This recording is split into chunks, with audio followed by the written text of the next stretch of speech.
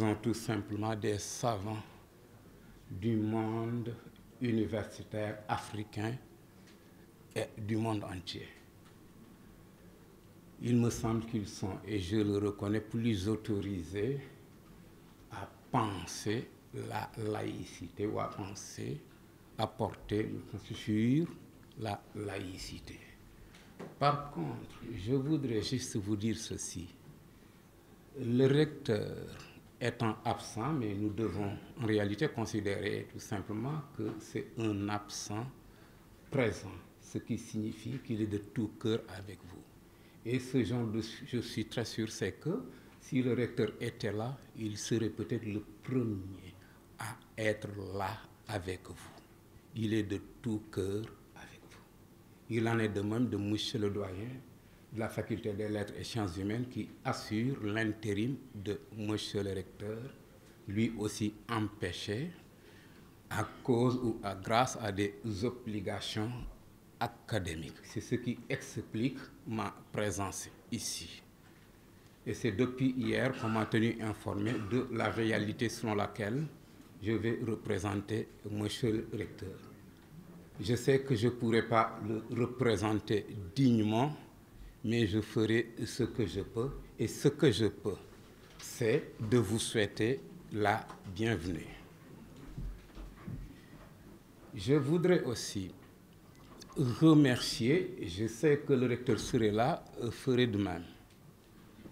C'est de remercier monsieur le ministre de l'Enseignement supérieur, de la Recherche et de l'Innovation et son représentant, qui est notre aîné aussi ami, le professeur Gallo Diop, monsieur le secrétaire général du ministère de l'Intérieur, le directeur de cabinet, représentant monsieur le ministre de l'Intérieur, et je voudrais aussi remercier monsieur le président de l'Académie et son secrétaire exécutif, sans lesquels cette manifestation scientifique de haute facture n'aurait pas à avoir lieu. Nous vous félicitons et vous dire, encore une fois de plus, soyez les bienvenus. C'est peut-être un habit de langage que de dire soyez les bienvenus, puisque simplement vous êtes chez vous. Nous sommes là pour être avec vous ensemble, puisque c'est nous tous qui avons organisé. Si l'Académie organise, c'est que c'est l'université qui organise, mais c'est l'université sénégalaise et africaine qui organise. Encore une fois, merci de nous avoir donné l'opportunité de pouvoir être ici. Le recteur vous remercie, vous félicite pour ce que vous faites, pour ce que vous êtes en train de faire, et donc vous n'êtes pas obligé de le faire. Mais vous êtes toujours au service de la science et nous vous devons beaucoup. Je ne veux pas citer des noms, et comme le dit l'âge Wolof d'ailleurs, souvent quand on cite, le risque de citer, c'est d'avoir oublié.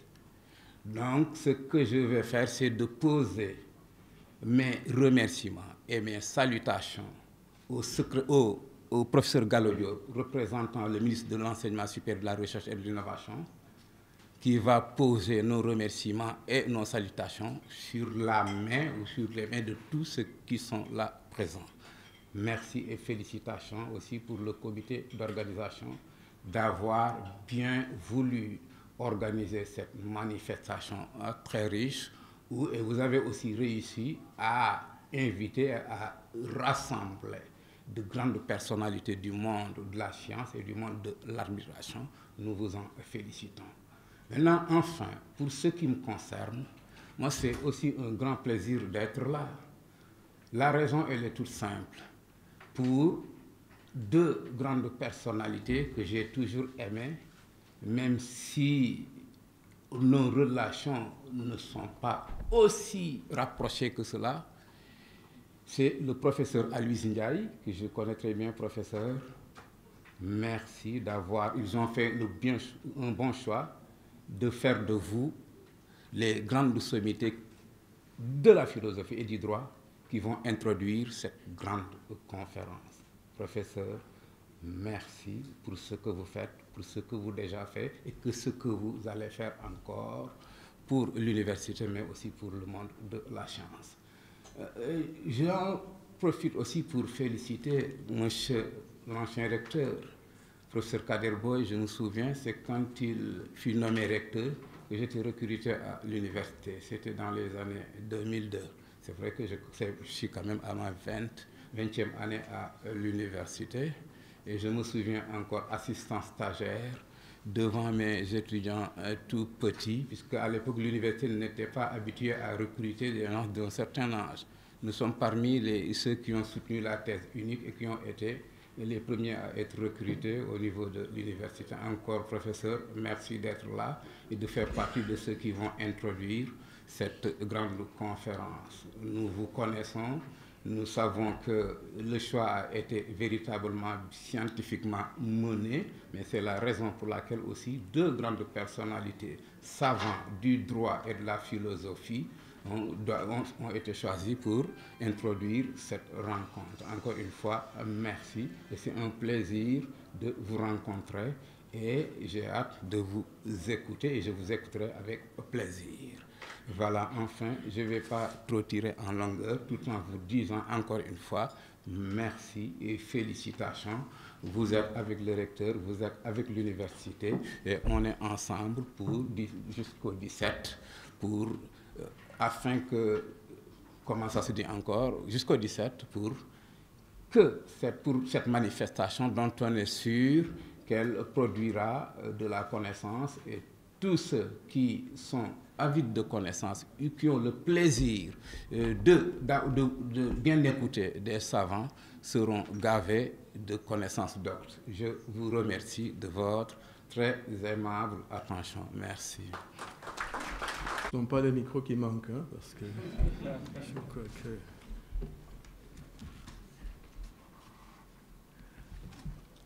que...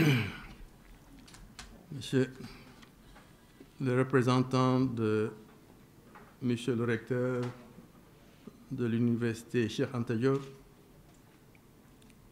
merci pour vos mots d'introduction très aimables. Monsieur Cheikh Diop, directeur de cabinet du ministère de l'Intérieur, représentant le ministre de l'Intérieur. Professeur Gallo Diop, directeur de la recherche et de l'innovation et représentant de Monsieur le ministre de l'Enseignement supérieur, de la recherche et de l'innovation. Messieurs les membres de l'Académie nationale des sciences et techniques du Sénégal, messieurs les experts sénégalais et ceux venus de l'extérieur, chers invités, c'est pour moi un grand plaisir que de m'adresser à vous à l'occasion de ce colloque international sur la laïcité organisé par notre Académie en partenariat avec l'Université Cheikh Anta Diop de Dakar à travers le laboratoire de recherche sur les transformations économiques et sociales, l'ARTES, de l'IFAN et le département de philosophie de la faculté des sciences, des lettres et des sciences humaines.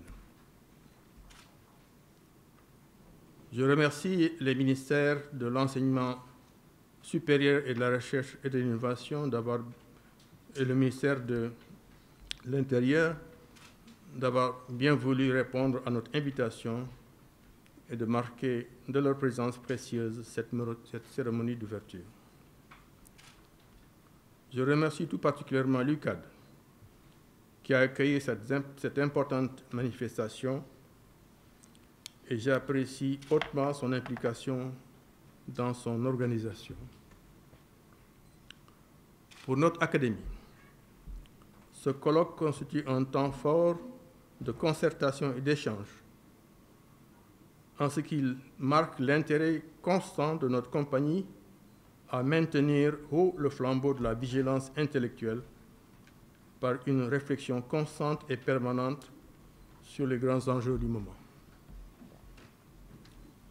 En choisissant le thème de la laïcité, nous avons pensé que les enjeux qui lui sont liés doivent constituer une préoccupation majeure qui ne doit laisser personne indifférent.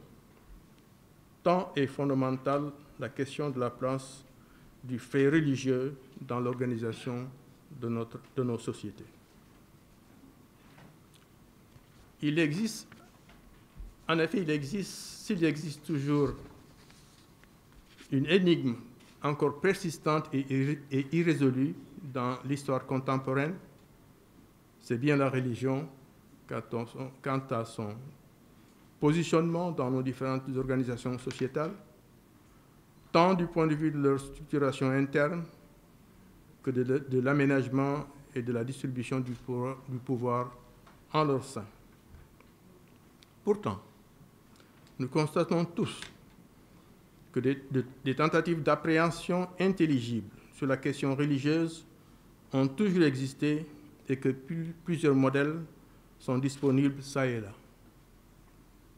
Séparation stricte entre l'État et la religion, collaboration souple entre l'État et les organisations religieuses, État carrément religieux et État délibérément athée, etc. Cependant, la problématique de la liberté de conscience et de culte, ainsi que le principe de l'égalité de tous devant la loi, sans distinction de race, de religion, d'origine, la laïcité, pour ainsi dire, nulle part, ne fait l'objet d'un modèle universel valable et susceptible de permettre un large consensus sur son sens proprement dit. C'est que le concept, qui renvoie souvent au modèle français, est lui-même historiquement chargé, d'où la difficulté de son acceptation dans d'autres régions géographiques.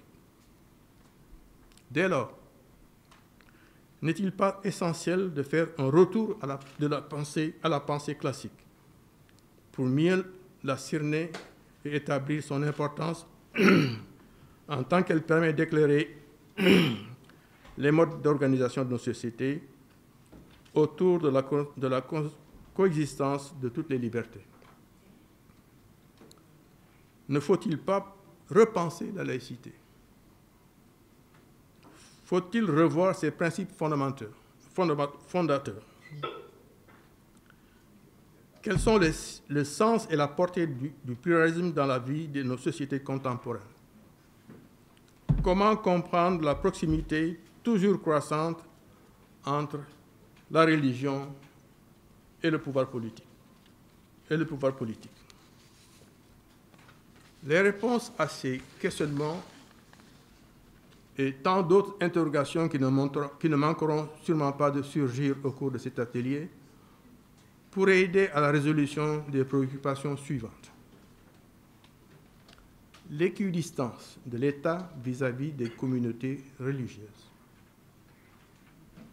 L'institutionnalisation des rapports entre l'État et les pouvoirs publics. L'identification de nouveaux défis de la laïcité face aux extrémismes. Telle est la perspective dans laquelle s'inscrit le présent atelier, avec comme résultat attendu une note politique destinée aux décideurs, un ouvrage collectif à publier, ainsi qu'une synthèse à transmettre aux médias et aux différents acteurs concernés. Tel est le vœu de notre académie. Je suis sûr que de vos débats surgiront des propositions de stratégie ainsi que des recommandations qui permettront de mieux cerner toutes les dimensions entourant le concept de laïcité. C'est sur cette note d'espoir que je voudrais terminer en vous réitérant mes remerciements et en souhaitant plein succès à nos travaux. Je vous remercie de votre bien aimable attention. Professeurs et chercheurs, éminents savants, mesdames, messieurs, chers participants, c'est avec un grand plaisir que je participe ce matin, au nom du ministre de l'Intérieur, Antoine Félix Abdoulaye Diome, empêché, à cet important colloque scientifique organisé par l'Académie nationale des sciences et techniques du Sénégal, dans le but de réfléchir sur un sujet stratégique qui touche aux phénomènes religieux, à ses rapports avec l'institution étatique et aux enjeux sécuritaires. Les croyances religieuses donnent en effet un contenu culturel à l'organisation de notre vie en société et en conséquence aux principes et spécificités qui régissent la nature de l'État. Il existe différentes propositions quant à la forme de ce cadre d'organisation qui garantit la coexistence pacifique entre les membres d'une même société selon l'histoire, la culture, la civilisation et les conditions de temps et de lieu. L'État du Sénégal a adopté le principe de laïcité comme base garante de la consolidation de la nation, de la coexistence pacifique entre les différentes communautés et de l'égalité de tous devant la loi, sans distinction de religion et dans le respect de toutes les croyances.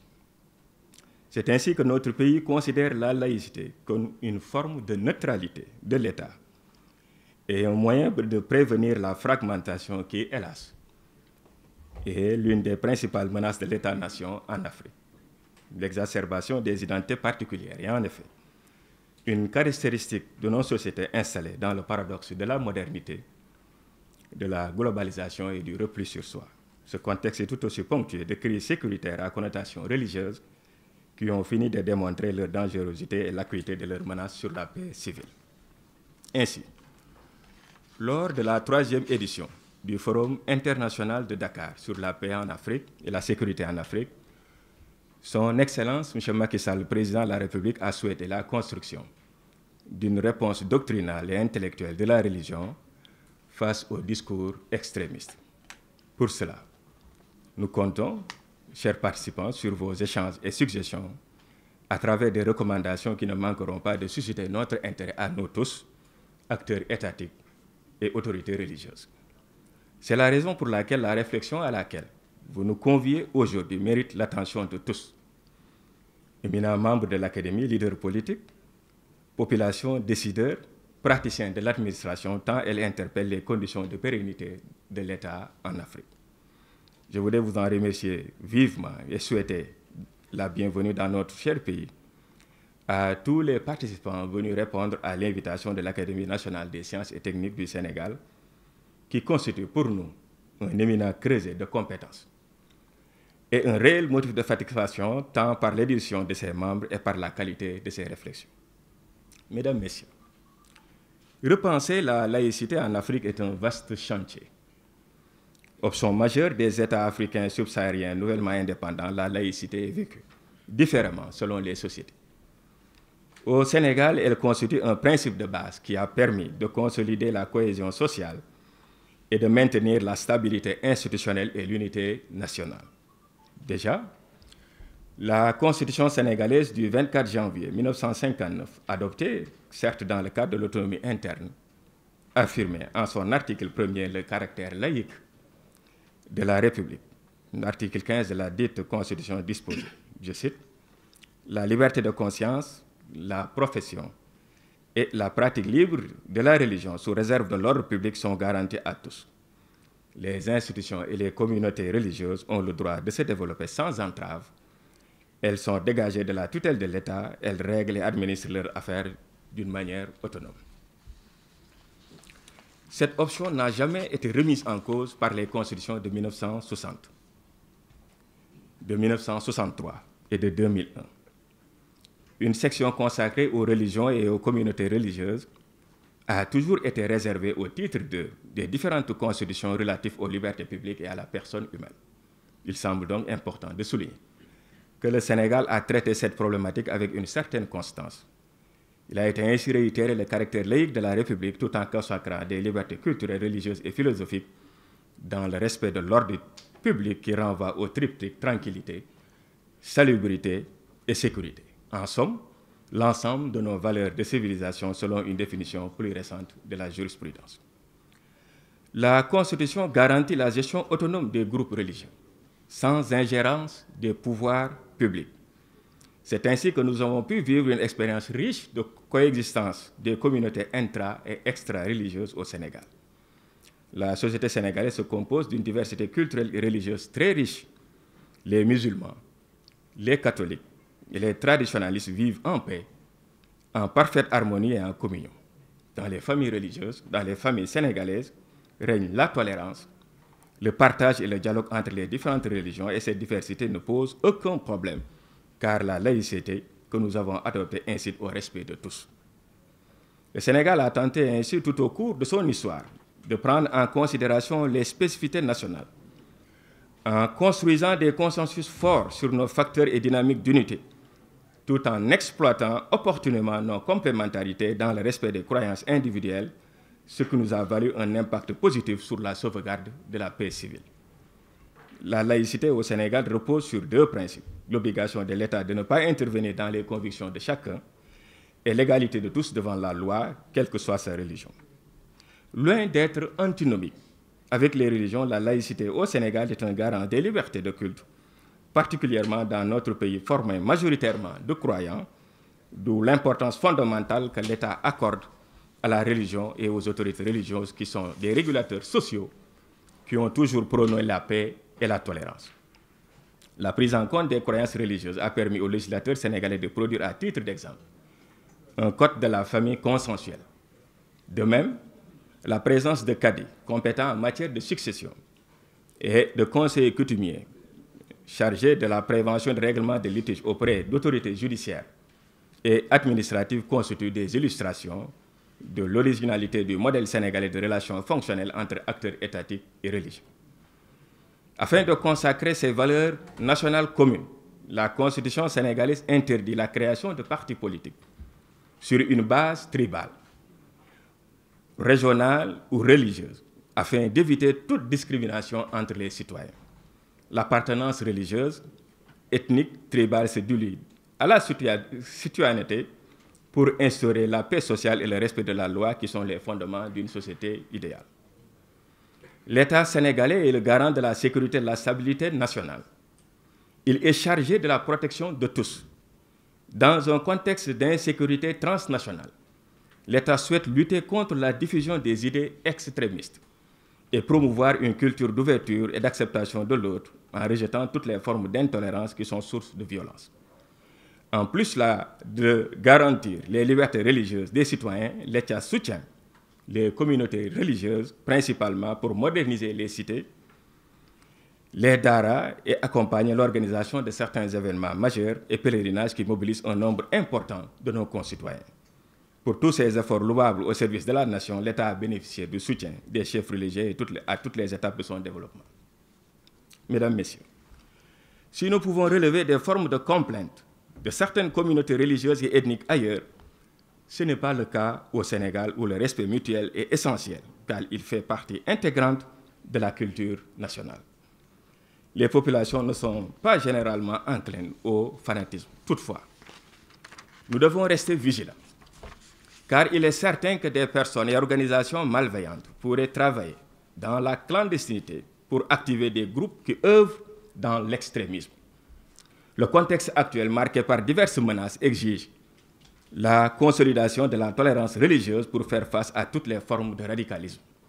Chaque citoyen doit s'investir pour le développement du pays dans le respect des lois de la République et de nos valeurs de civilisation. La prévention du terrorisme nécessite ainsi de lutter contre la diffusion des idées extrémistes grâce à une éducation à la paix, à la citoyenneté et à une formation spirituelle qui déconstruise les manipulations dont la jeunesse constitue la proie la plus facile. C'est ainsi qu'en plus de subventionner les écoles confessionnelles, le gouvernement a autorisé les écoles publiques à dispenser de manière optionnelle des cours d'enseignement religieux. Mesdames, Messieurs, l'expérience sénégalaise peut être pionnière afin de repenser la laïcité en Afrique. Elle a su donner au concept de laïcité un contenu compatible avec nos cultures et nos réalités. Bien que nous l'ayons hérité du modèle français avec la loi de 1905 qui consacrait la séparation des églises et de l'État. L'État du Sénégal a su s'appuyer sur ce principe afin de servir à équidistance les diverses communautés de croyances dans ce pays. Il a su l'appliquer d'une manière qui contribue à consolider l'unité nationale et la coexistence pacifique entre les différentes communautés. Le modèle est sans doute perfectible, mais il a le mérite il a le mérite de sauvegarder la paix civile et de promouvoir les libertés religieuses. Il ne me reste plus donc qu'à souhaiter plein succès à vos travaux et à réitérer la disponibilité du ministre de l'Intérieur à construire, avec l'Académie nationale des sciences et techniques, un partenariat dynamique au bénéfice de notre chère nation. Je vous remercie de votre aimable attention.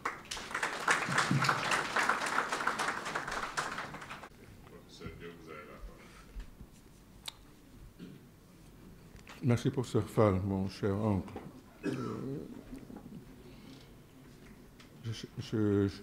Cher Sadibou Diop, directeur de cabinet du ministre de l'Intérieur, mon cher aîné, docteur Mokhtar Touré, président de l'Académie nationale des sciences et techniques du Sénégal, professeur Sok, secrétaire perpétuel.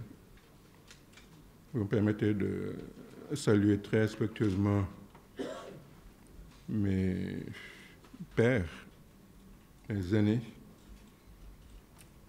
le professeur Alioune Ndiaye, le professeur Kader Boy, le professeur Kane, le professeur Aloïse Senghor. Je vais présenter mes devoirs au général Seck. C'est toujours avec beaucoup d'émotion quand j'entre dans ce genre de salle, que ce soit ici ou ailleurs, et que je me retrouve dans cette place centrale à devoir présider de telles séances. Je l'aborde souvent avec une sorte de crispation et de gêne, parce que c'est très difficile pour moi d'être là, placé physiquement à ce piédestal. Donc j'aimerais réclamer très fortement mon respect et demander votre indulgence. Monsieur le recteur de l'université, en effet, serait bienvenu avec beaucoup d'enthousiasme. Mesdames et messieurs mes aînés de l'Académie, parce que j'en suis membre et je suis très honoré de ça, mesdames et messieurs les doyens, directeurs d'institut, mesdames et messieurs qui êtes venus de divers pays d'Afrique, d'Europe, pour réfléchir avec nous sur cette thématique très importante. En effet, Monsieur le Président, qui mérite d'être repensé à l'aune de notre parcours historique, de notre environnement socio-culturel et d'un certain nombre de réalités qui, en 2022, méritent une relecture des premiers éléments que M. le directeur de cabinet vient de rappeler, qui ont permis d'écrire notre Constitution et d'encadrer les relations entre l'État et les religions. Je suis là, bien entendu, sur instruction, mais c'est un devoir plaisant. J'ai l'habitude de dire qu'il y a les devoirs, il y a des devoirs plaisants. C'est un devoir plaisant pour moi de venir au nom du professeur Moussa Baldé, qui est actuellement en Gambie pour des raisons liées aux activités du ministère de l'Enseignement supérieur, de la Recherche et de l'Innovation dans le cadre des relations multilatérales dans la sous-région.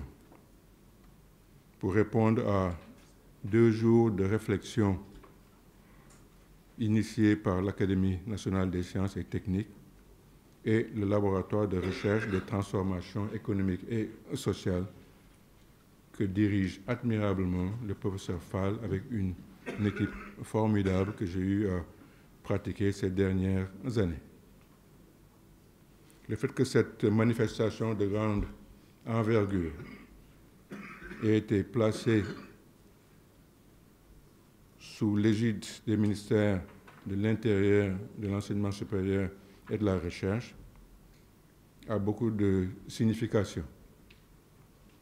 Pour ce qui concerne le ministère de l'Enseignement supérieur, de la Recherche et de l'Innovation, la manifestation arrive au moment précis où, depuis environ 2 mois et quelques, nous avons fini de remettre au chef de l'État sa commande du plan national stratégique pour la recherche et l'innovation, dans lequel figure entre autres la mise en place d'un Conseil national de la recherche et de l'innovation, un fonds qui va impulser et mieux supporter toutes les recherches, parmi lesquelles les sciences sociales, dans le cadre d'un observatoire parmi les 5, l'Observatoire Société, Économie, Éducation, Droit et Développement, afin que des penseurs comme ceux qui sont dans la salle et en dehors de la salle, dans le cadre de cet observatoire, puissent faire remonter de manière structurée des projets impactants de recherche ayant trait aux sciences sociales que nous considérons comme souvent négligés, parce que n'étant pas techniques, mathématiques, biologiques et autres, alors qu'on se rend compte tout au long de l'histoire, quand ces réflexions ne sont pas menées autour des sociétés, autour du droit, autour des conditions humaines, tout autre résultat provenant des laboratoires et autres n'aura aucune application concrète et utile au sein de nos populations. Donc vraiment, je me félicite très fortement que l'Académie et l'ARTES aient eu cette merveilleuse idée. C'est pour ça que je me réjouis aussi de la présence à mes côtés du ministère de l'Intérieur en charge des cultes et de la religion. Cela traduit, à mon sens, l'implication gouvernementale très forte et prouve tout l'intérêt que notre pays porte à toutes les questions sociétales qui, comme celles relatives au culte, régissent fortement notre vie sociale. Je voudrais vraiment féliciter l'Académie et le LARTES à ce niveau.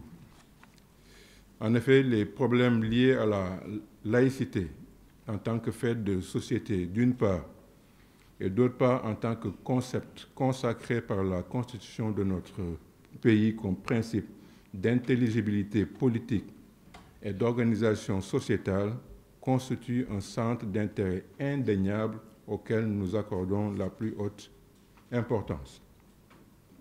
C'est pour ça aussi que, sur instruction du ministre, nous pensons que ce colloque offre une occasion privilégiée de réflexion et d'échange dans le cadre de la recherche, comme je viens de le dire, mais aussi l'identification des meilleures pistes pouvant apporter des réponses adéquates aux nombreuses problématiques que M. le directeur de cabinet vient de partager avec nous. En effet, cette rencontre doit nous donner l'occasion de procéder à un diagnostic, d'interroger l'existant, de revisiter nos pratiques et de les articuler à nos moyens et rapports dans l'attente très forte qui vient des politiques et des communautés. La laïcité saine ne met pas des œillères aux gens. La laïcité saine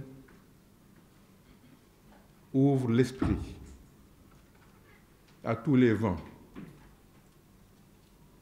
C'est notre laïcité saine qui a permis de voir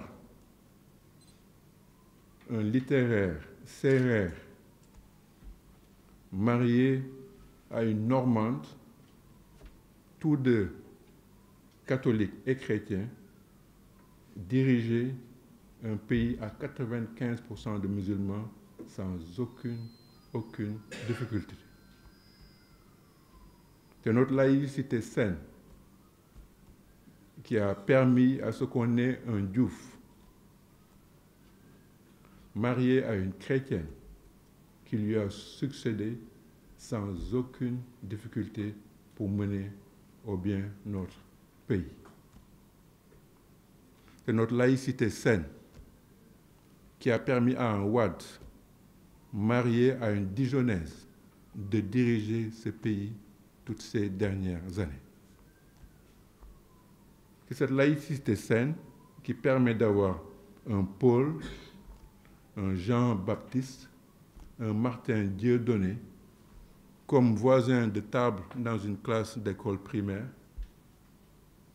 comme voisins dans une chambre d'internat quelque part dans le pays, ou comme voisins de table dans une réunion ou dans un restaurant sans aucune difficulté. C'est cette laïcité saine qui permet, quand vous allez à Saint-Louis, à la grande mosquée de Saint-Louis, de remarquer que son architecture est celle d'une ancienne église, en témoigne le clocher qui est encore, devenu la grande mosquée de la ville de Saint-Louis. Dans cette même ville de Saint-Louis, vous trouverez des Ibrahima Pierre, comme notre cher maître académicien, professeur Ibrahima Pierre Ndiaye.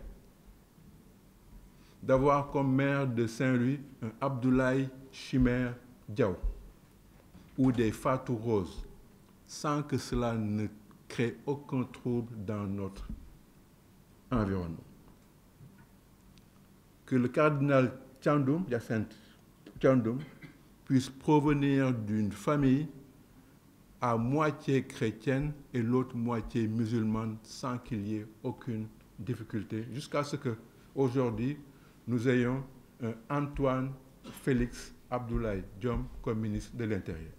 C'est ça le Sénégal, c'est ça la laïcité saine qui a fait ce pays et que nous pouvons projeter sans aucun complexe à travers tout le monde.